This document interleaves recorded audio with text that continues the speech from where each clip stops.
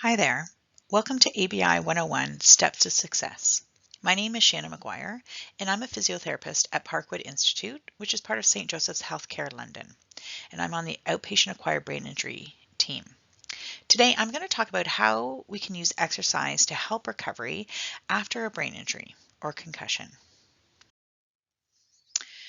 What happens to your brain after an injury? Well, you will have changes in function that make it difficult for the brain to do things like regulate blood flow and pressure during exercise. What this means is for many of you, you may notice when you start to go to exercise, your symptoms increase. So that can be for many reasons, but this is one of the theories in terms of why people might notice that they have worse symptoms when they're exercising. The other thing we see is you can have disruption in function of vision and vestibular integration. So this is how your eyes and your inner ear are working together. And that can make it difficult to process information, difficult to balance, and be in busy environments or in places where there's a lot of motion around you. So a lot of exercise, you will be challenging both your ability to regulate your blood flow and the pressure, as well as to handle all the information that will come in through your visual vestibular system. Sometimes my patients will come to me and ask, why was my CT MRI normal? Or why did my doctor not order a CT or MRI of my head to see what's going on in my brain? And the reason for that is that it's usually not indicated in most cases. There's very specific reasons when they will order this type of imaging, but most of the time, if people have had more that mild traumatic brain injury or concussion, if they have a CT or MRI, it will come back as normal because the changes you see just are not ones that can be picked up by this type of imaging. So you don't actually need to have findings on an imaging to say that you're diagnosed with a brain injury. Now, if they do find changes, then that will definitely aid in the diagnosis of brain injury, but it's certainly not a requirement. And there are some newer imaging techniques that they're using from a research point of view that is showing some different changes in the brain, but it's not anything that people are using regularly as part of the diagnostic protocol. This is an example of a PET scan. This is not something that people get seen for regularly. This is done as part of a research study. And what this does is look at glucose metabolism. And when you think of glucose as the brain's food, and metabolism is the brain's ability to use the food. So you look at the brain on the right, that is a normal brain. You see lots of different colors, red and blue. That's what it's supposed to look like. If you look at the brain in the middle, that's of someone with a coma. So you can see there's not as much going on there. And if you look at the brain on the left, that's someone walking around after having a mild traumatic brain injury. So certainly the one on the left looks far more like the patient in the coma than it does like the normal brain. So this tells us that your brain's ability to use fuel is not the same after you've had a brain injury compared to those individuals who are not brain injured. And how do we use exercise to help patients improve? This is a great question. So we know exercise has an impact on the brain. We know that if people exercise, you can have an increased release of endorphin, and those are your feel-good hormones. So many of you may notice if you exercise in the past, your mood is lifted, you feel happier, or you're less stressed out. People often use exercise to help manage their emotions and mood. It can help increase your sleep. You sleep better often if you've exercised. And your ability to actually have stamina and activity tolerance to do things that you need to do in a day is helped if you are exercising regularly. We know exercising can help reduce that depression, anxiety, and stress like I talked about before. It can reduce your blood pressure. It can reduce your risk for chronic disease. So there's lots of really good reasons to exercise because we know there's lots of benefits to it. And when we think about prescribing exercise and how we approach exercises, breaking them into the different types. So one type is cardiovascular or aerobic training. So this is things that you would do at a lower level for longer periods of time, riding a bike, going for a swim, going for a walk or a run. The next category would be strengthening or resistance training. So this could be things like lifting weights, doing your own body weight, like push-ups or lunges, or using something like a TheraBand. And you can see in that last picture, someone's doing lunges with a TheraBand. The other one that's often really important after a brain injury is balance training. So this could be things like dance or yoga, Tai Chi, lots of different things that you can do that can improve your balance. So if you want to get back to exercise after a brain injury, where do you start? I like to start trying to find an activity that you would enjoy. We have to think about, is it appropriate and is it going to put you at risk of getting another brain injury? So I don't usually choose return to playing hockey, for example, but what is something you can do that you actually enjoy doing? So if you don't like to swim, that's not what I'm going to start with. Finding a partner. Now, this sometimes works and sometimes doesn't, because the thing about exercise after a brain injury is that you're not always going to start at the same level you ended with, right? So you often have to start very gently, um, and not for a long period of time. So what is exercise for you with your brain injury is not the same as someone who doesn't have a brain injury. So this is not where you want to go power walking with the neighborhood moms.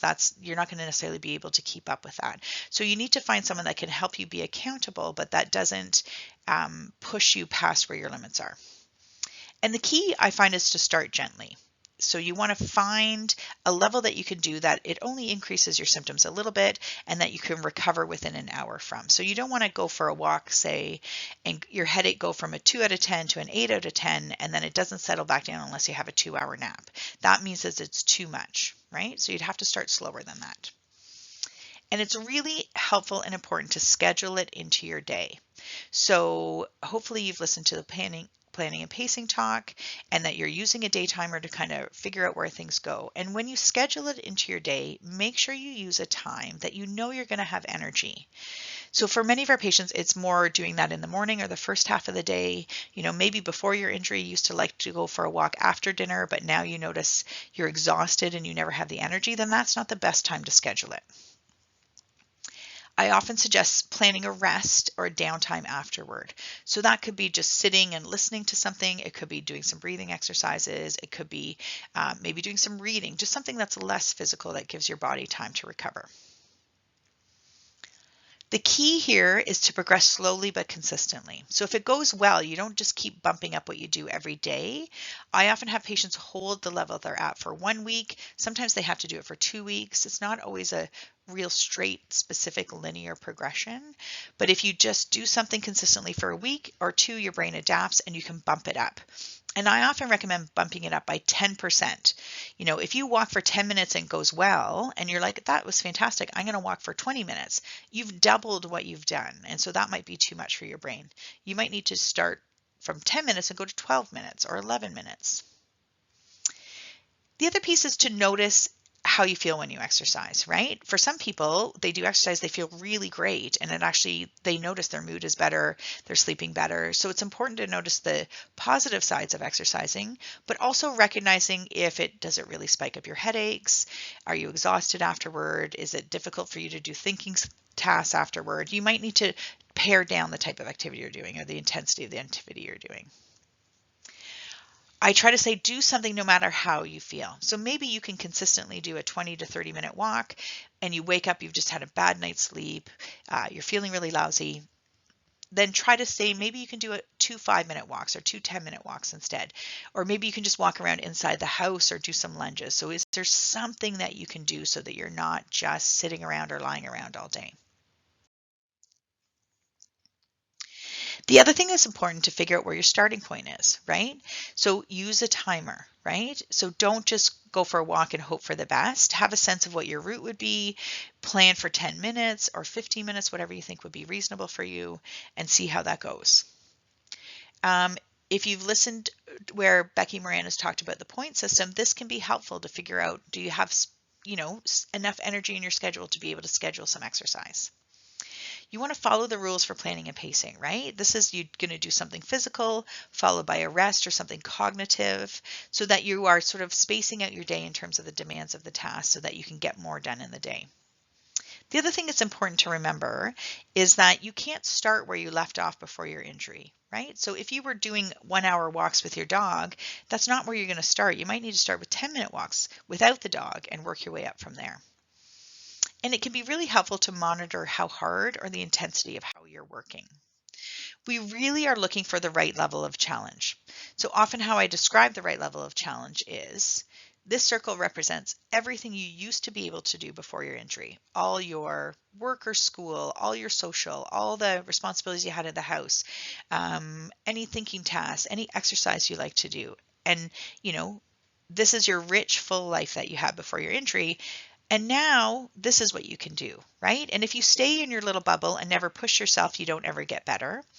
But if you try to keep up with doing everything the way you've always done them and your brain is injured, then that's a recipe for disaster as well, and you're not going to improve. What I like to call the zone of therapeutic benefit is working slightly harder than you're capable of.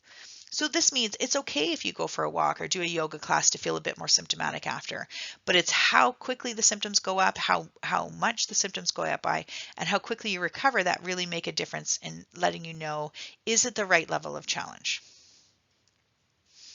And if you can kind of push yourself within the zone of therapeutic benefit where you're working slightly harder than you're capable of, then what happens is your brain adapts to that stress. And as you adapt to that stress, you start to be able to do more.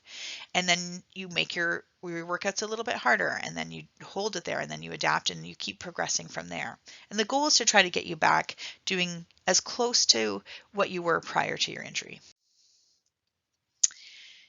So, one of the ways that you can measure intensity of exercise is using the Borg scale.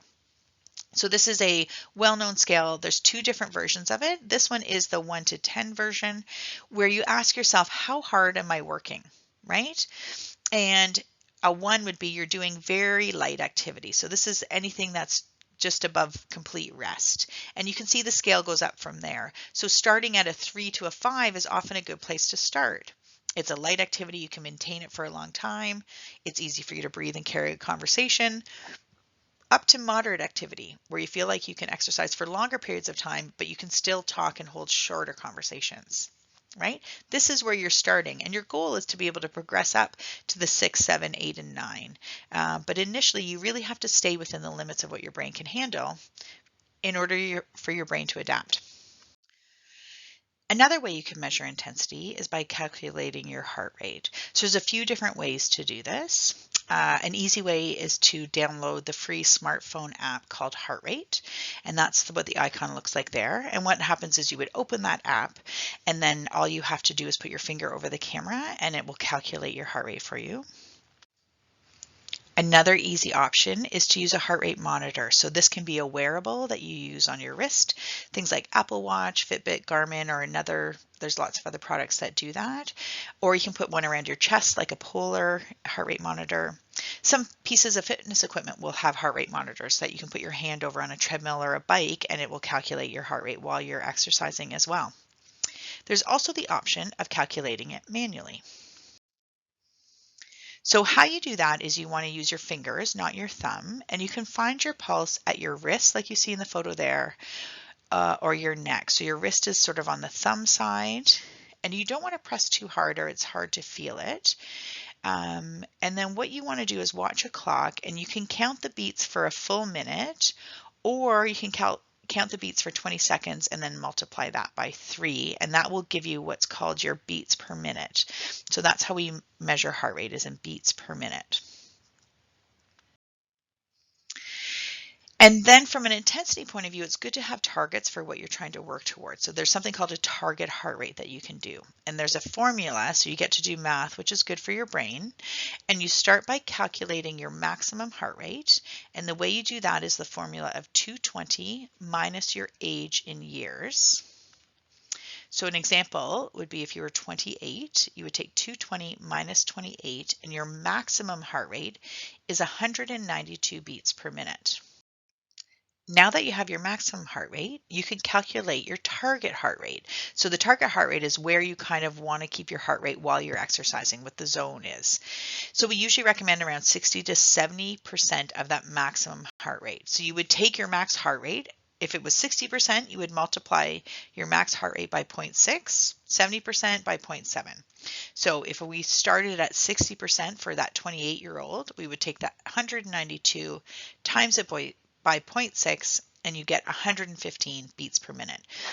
So while this person is first starting to exercise, their target heart rate to keep up while they're exercising is they want to get to around 115 and try to stay around that zone, not too much more than that. So we're still keeping it within a comfortable level for your body and brain. So going back to how do you get started and how do you make a plan? So you start by choosing an activity you enjoy. And usually one of my favorite things to start people with is walking. It doesn't require equipment. You can do it almost anywhere.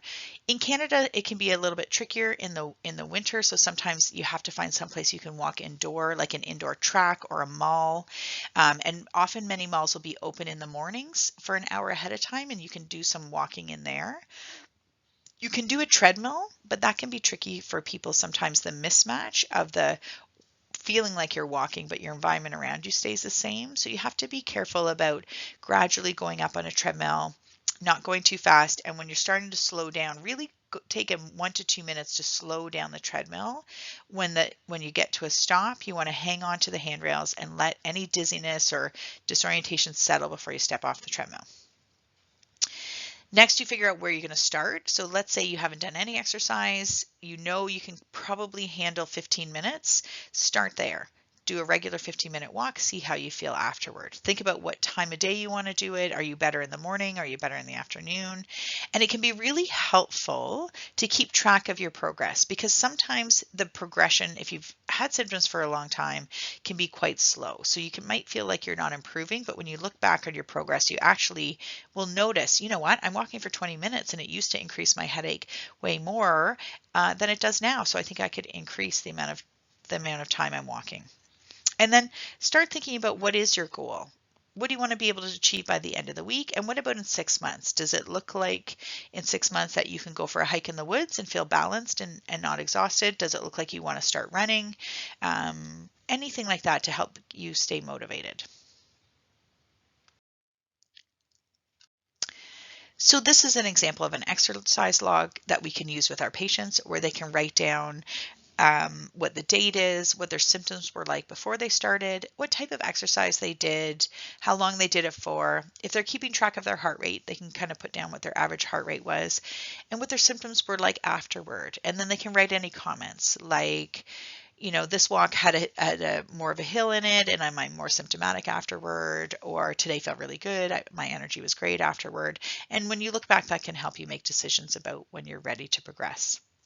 And this one I use for patients that are doing different types of activities, not just one. So maybe they're doing some Pilates, they're doing a bit of yoga, they're doing some walking, or doing some strength training, so that you can capture all the different types of activities you're doing. And this is an example more specifically of walking. So captures a lot of the similar things as the last one, but we maybe put distance in. And you can see there's quite a lot of spaces for walking each week, because exercise needs to be done regularly. You can't go for a walk twice a week and expect your symptoms to benefit from that. I will take a walk twice a week over nothing, but I usually tell my patients, can we try to make it 6 to 7 days a week? Your brain responds and changes to repetition and structure and stress. And so you want to make sure you're regularly exercising your body to see the benefits of it post brain injury. All right, so we've talked about cardiovascular training, and now let's move on to balance training.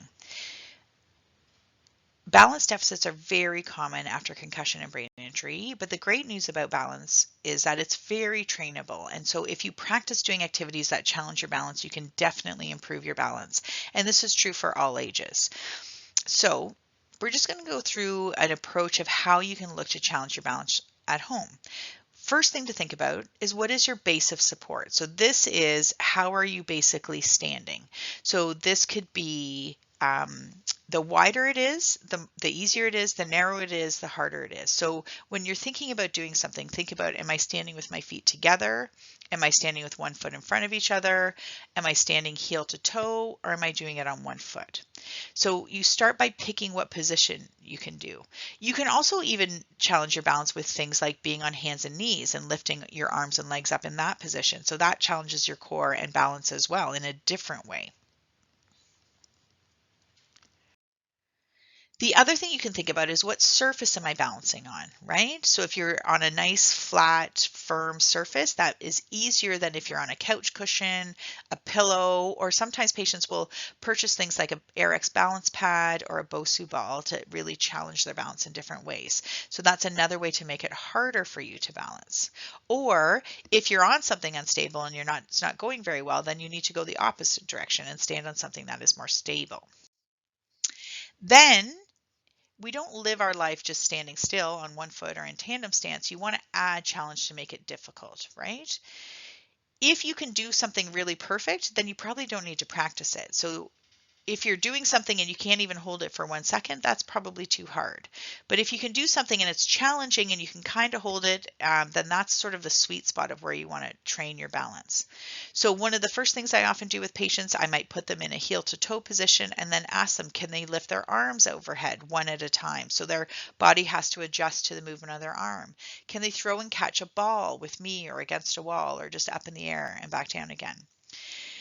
I can add things that are visual vestibular disruptions. So we like to keep our head still and our eyes focused on something. Makes it easy to balance, but we should be able to move our head and move our eyes while we're doing a balance task. So you can practice moving your eyes side to side or up and down, turning your head side to side.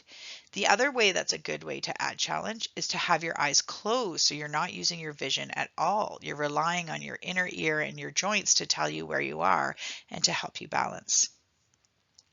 We also don't balance and do things without anything else going on in the world. So adding a cognitive challenge is a good way to put your balance to work as well. So you can do things like go through your times tables, you go through the alphabet and name a country or a city for each letter of the alphabet. Name as many names as you can think of. So plan your grocery list out, anything like that where you're doing a thinking task rather than having all your brain cells focused on the balancing. So then you have to make your balance happen more automatically. If your balance is impaired, there's some other things you can do to help improve it. So one of the things you can do is try to make sure that you are strong in the muscles you need to balance. So this is often our core, our legs, our ankles. So doing strengthening exercises like squats, lunges, or a plank can be a great way to build up the muscles you need to make balance easier for yourself. If doing a plank flat on the ground is too challenging for you, some patients struggle with either the strength to do it or having their head in that head down position, then you could try doing it on an incline. So I like using a coffee table or maybe the bed frame so your hands are higher than your feet and you can still get into that nice straight plank position and breathe and try to hold it while you're doing things and see you can build up your strength that way. We also find patients can benefit from things like either a compression band or weighted compression vest or compressive garments. So the top photo shows taking a TheraBand or resistance band and we wrap it around their arms across their shoulders and down the other arm. And that's usually a little bit snug, and that compression pulls their shoulders back, turns their body on, and they find that helpful. There's a product on the market called a Posture Medic that does a similar thing. It's like a figure of eight brace that sort of brings your shoulder back and helps you turn your postural control muscles on. At Parkwood, we use weighted compression vests. So some people, you may have tried that if you were here for an education session. And patients either really find it beneficial or they don't notice a difference at all. And so basically this is a perforated neoprene that we can tighten up so it's quite snug and it has different weights in it to sort of put increased pressure through the feet. And we notice patients feel like they know where they are in space, their balance is better, often their anxiety goes down when they wear these vests. And we encourage patients to use it when they're, out in the community if that's stressful, practicing their balance at home. You don't want to wear it all the time, but you can use it for activities that are challenging to your balance or to your anxiety. Sometimes people find driving in a car with them can be really helpful. They're not so anxious when they're in a car. So these have been really helpful for certain patients. If you don't have access to a weighted compression vest, you can always start with just at least compression with compressive undergarments. So this could be something like a Spanx or an Under Armour compression shirt, something that's snug and tight and gives that sort of input into the core to allow you to get a better sense of where you are in space and to make balance easier. I'm just going to show you a video of the weighted compression vest in action. So what I often have patients do is I have them walk up and down the stairs, if possible and it's safe, without hanging onto the railing and without really looking at their feet. I want them to look straight ahead. So this woman is in her 30s. She used to be quite a high level swimmer, so she should be able to go up and down stairs, but you can see that was hard for her. Then we put on one of our weighted compression vests, and you can see she goes up the stairs much easier, much faster. And you can see she's got a smile on her face and she says, it's faster. And so that's a quick and dirty way that we often will test to see if people notice a difference with a compression vest. We might do balance exercises as another option.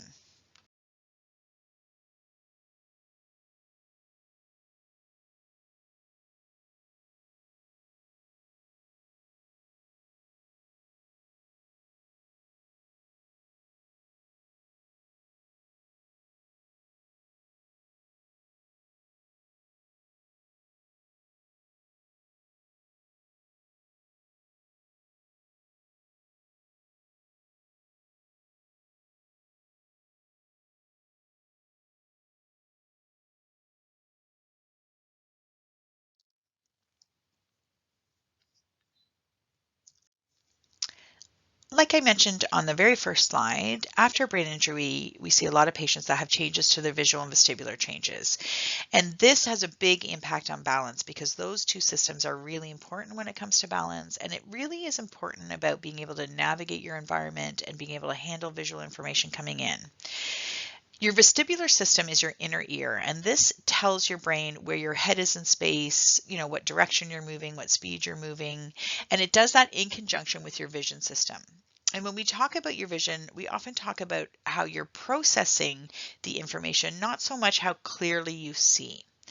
So after brain injury, we don't see as much changes in how clearly people see, but more how they are able to process the visual information that comes in and how their brain can handle that.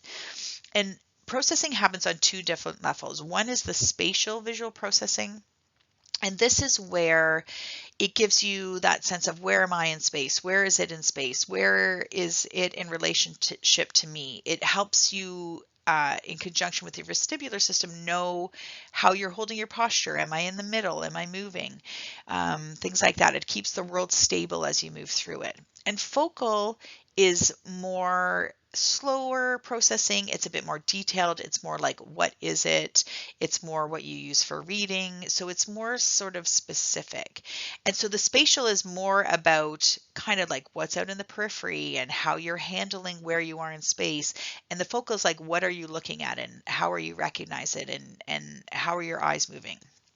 So often after a brain injury, we see changes in both, particularly in the spatial. And when that happens, it can make it hard to do the focal things like reading.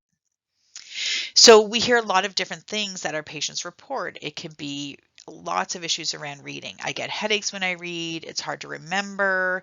The words might move around on the page, or some people maybe give up reading entirely. We have a lot of patients that have issues with light sensitivity. So sometimes it's only indoor fluorescent lights, but sometimes it's indoor and outdoor. A lot of people really struggle being in a busy environment like a grocery store or at a party. They really struggle with all the visual motion of what's going on.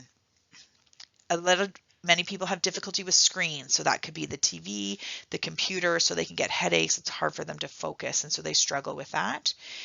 Being in a place like a car where there's a lot of visual information that's moving very quickly, your eyes are looking around, they can find that very challenging. It can bring on nausea. They can feel overwhelmed, like they can't keep up. And we'll see people that are sometimes bumping into things. Either they're hitting their head on things repeatedly, or their parking is off, or they sort of, are always tipping over to the left or over to the right or falling backwards a little bit. That gives me an idea that maybe there's something going on with their vision vestibular system that's really impacting their balance. So At Parkwood, we do lots of work around vision, and sometimes what we need to do is refer people to a neurooptometrist, where they get an assessment and figure out if there's certain lenses that they can wear that can help with how their eyes are moving or working together or help their balance. But there's things you can do from an oculomotor training point of view. So for example, practicing moving your eyes between two targets. So we give an exercise called the wall clock saccades, where you see the setup. Like in the photo, you have a series of post-it notes in like a clock with a target in the middle. And then I have people moving their eyes from the center target up to the 12 o'clock position, back to the center, 1 o'clock position, back to the center, 2 o'clock. You get the idea. You go clockwise around the clock and then counterclockwise. So you're practicing moving your eyes quickly up and down, side to side, on a diagonal, across in different directions. And sometimes that's too much for people, but you can just put 2 targets on the wall and practice looking back and forth, because that's the motion your eye uses for reading. A lot of time people, if they're dizzy after a brain injury, if they move, is they avoid things that make them dizzy. And this, unfortunately, is really the wrong thing to do, because it makes you more sensitive to movement. So I really encourage you to do things like practice turning. And when you practice turning, you don't want to turn with your head still in the middle. You want to actually look over your shoulder and have your eyes and head be the thing that's leading the turn and your body's kind of following. You know, when you're going for a walk, is your head down looking at your feet, or can you look up? And if you can look up, can you look side to side as you're walking? These things are really important. We do these things easily, or should be able to do them easily in our day-to-day life. But after a brain injury, what is easy often becomes hard. But these things get much easier if you practice them. It is okay to do things that bring on a little bit of dizziness. In fact, that's what you need to do. You need to do things that provoke a little bit of dizziness, and after each time you do it, you stop and let it settle back down before you do it again, right? I don't want you to do something where you get this wave of dizziness where you're going to lose your balance or fall, or if you do 5 of them, you have to lie down or feel like you're going to vomit. Again, that's too much. Your brain doesn't learn anything. But if you bend over and stand back up, and you get a dizziness of 3 to 4 to 5, it settles in within 10 seconds, and you can do it again, then that's great. That's what you need to do. The brain has to learn how to solve the problem of dizziness, right? So one of the exercises I do is often called the dishwasher, where patients have to bend down and then come back up again, kind of like they're turning, like they're unloading or loading a dishwasher. So now you can take an activity like loading or unloading the dishwasher, and if you go down and come back up and bring on a bit of dizziness, stop, let it settle, put the dish away and get the next one, all of a sudden a task you have to do anyways becomes therapeutic and beneficial for your recovery. So don't avoid movement. And like I said, it's really, really important to let them settle in between the repetitions, particularly more for the movement ones. For the wall clock saccades, I'll often have people do the full clock and then let it settle before they do the full clock the other way. They don't have to let it settle after every single eye movement. It's also helpful to use the things that you hopefully already learned in your education session. If they did the tape on glasses called binasal occlusion, and that you notice a difference that was helpful, then put the tape on and practice doing your eye movements, right? Or bending and straightening. If you are very light sensitive, it can be very helpful to make sure you always wear sunglasses outdoors. We should wear sunglasses outdoors anyways to protect our eyes. You have to be very careful wearing sunglasses indoors. If you really can't tolerate it, a hat with a brim is a better option than sunglasses. Or if you do need sunglasses, you want to try to work your way out of them as soon as you can and choose a very light tint. Don't have really dark tinted glasses indoors, right? Otherwise, your brain and eyes don't learn how to process light. You have to challenge yourself to be exposed to light. When you're reading, you can do something like the covered overlays they tried with you if that was helpful for you. Make reading easier so you can do it for longer so that you're training your brain. And whatever you do, don't avoid moving just because you're dizzy, right? I'm not saying you have to go make yourself dizzy all day, every day, but you need to start pushing into that dizziness a little bit so the brain learns how to handle it.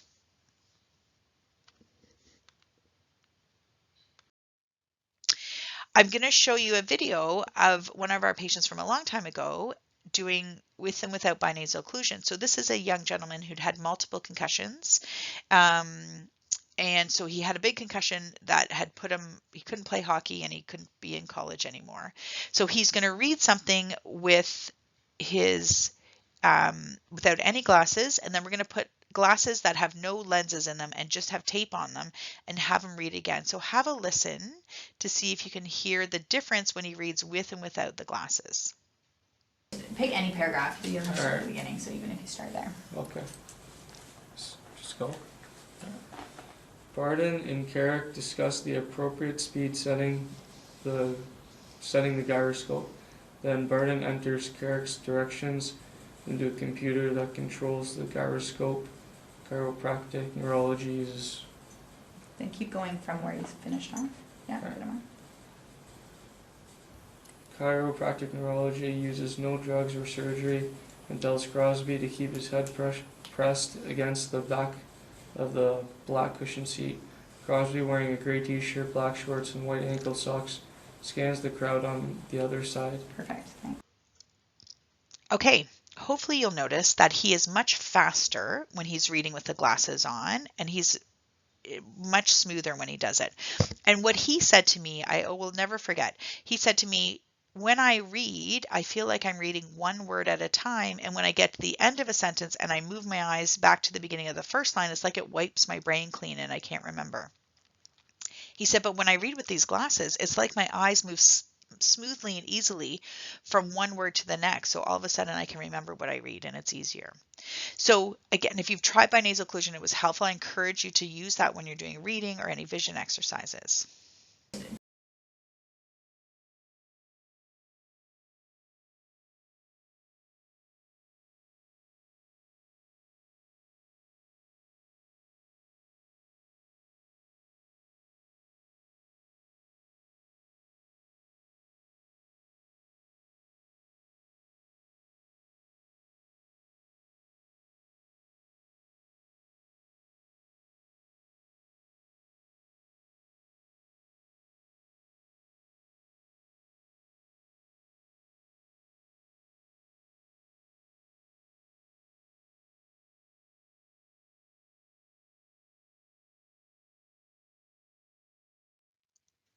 So let's summarize what we've been through today. Exercise really is a crucial treatment for recovery. We have research that clearly states that this is helpful, so it's something you need to do it and do it regularly, right? Don't be sitting around. Start small. It could be, it could be doing squats. It could be going for a short walk. Just start somewhere. And you want to start gently. You don't want to be gung-ho and go out and blast yourself and then feel like you have to lie in bed for a day or two to recover. I like you starting small, having it be successful, and then progressing up from there. Don't be afraid, once you get a sense of what you can do, to challenge the system a little bit. But remember, it's only challenging a little bit is where the sweet spot is and where your brain will change. If you're constantly doing way too much, your brain never has the opportunity to learn and improve. Think about ways to challenge yourself to do therapeutic movements in your daily life. So this is, turning in the kitchen, bending over, the way you empty the dishwasher, when you're walking around, can you turn your head? When you brush your teeth, can you stand on one leg so you're working on your balance at the same time? All of these things are really important that you're not stopping doing them just because you have a little bit of symptoms. You got to push yourself a little bit.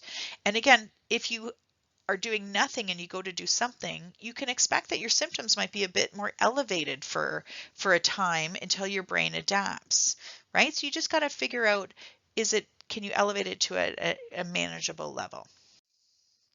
So your homework from here is try to write your exercise and your rest plan into your whatever you're using to help keep track of your schedule so that it's more likely that you're going to do it. Start with something gentle. Try to incorporate some balance, if necessary, into your day-to-day routine. You don't have to do it all at once. You could be, washing the dishes and have your feet in a tandem position. So see if you can incorporate that. You can look up a 5 to 10 minute Tai Chi video or yoga video that you can do at home. And try to see, can you do some of those eye movement exercises, moving your eyes side to side, turning your head, bending over, things like that are really helpful. And that's it for today. I hope you found this talk helpful and that you're able to start putting some more exercise movement of the body, movement of the eyes, movement of the head into your everyday life. Good luck.